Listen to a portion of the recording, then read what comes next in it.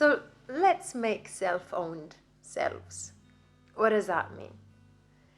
That means being you as a whole human being, taking the responsibility on your backs for every single thing that happens to you, at you, or for you.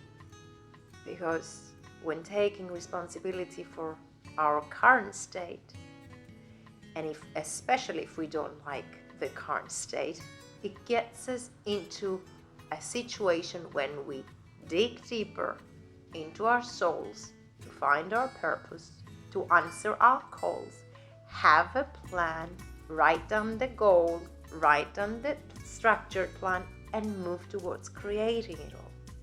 It's very easy to put the blame on others for our current situation, for our unhappiness, for our financial state, for our position at work, for our isolation from friendships. Sometimes, yes, things happen at us from others, but what do we do for the outcome? That's the challenge, but that brings us closer to our empowerment if we take responsibility for the current state, change our mindset, make a plan, help ourselves how to get out of that stuck situation. For sure, we're going to be much more motivated every single day to wake up and create our life. If we just answer the big questions. Am I happy where I am? Is there anything that I would like to be different? And why? Why do I choose to stay in this current state? Do I love who I am? If we answer all that, then for sure we will find, if we want to, the effective solutions to change an unsatisfied current situation.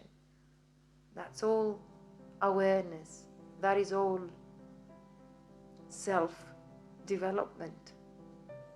And when we identify our current state, and when we identify what we could change to be in a better current state, then for sure the rest of our lives is not going to be other people's expectations, but our own.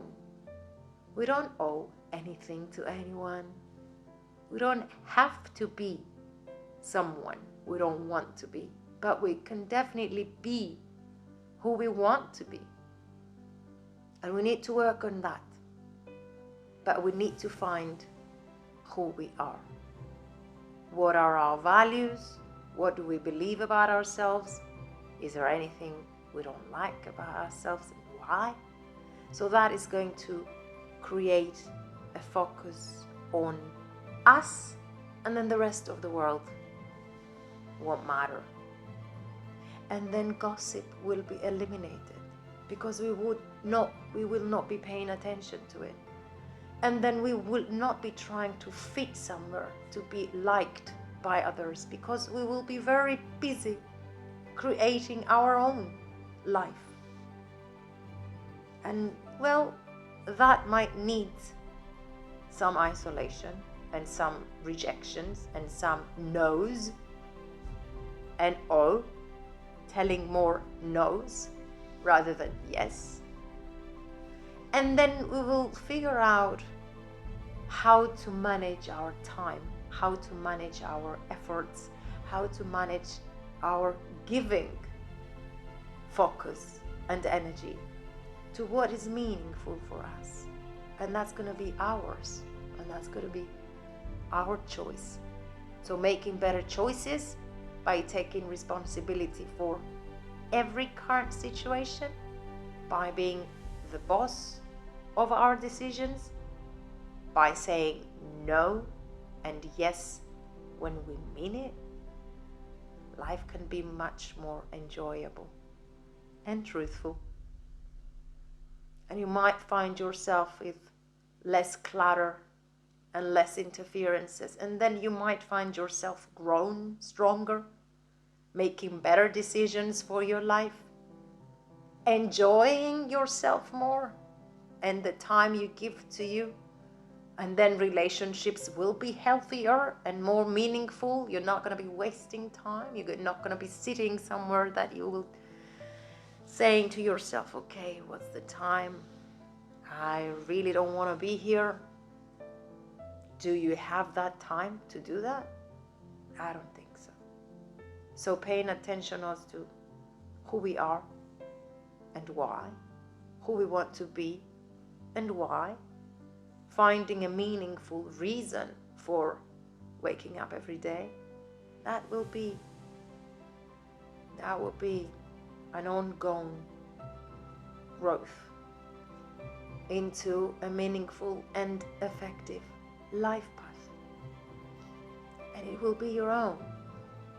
And you will be the boss of it. And you will be happy for it. And if an outcome is not satisfying anymore, you can choose to change it. You are going to be responsible for it. You can do whatever you want. If that choice is not good enough, then you will be responsible to reverse all that. But if a choice brings you into a happier path, for sure you will be much more empowered and move on to the next one. So owning our lives, creating own selves is a meaningful life.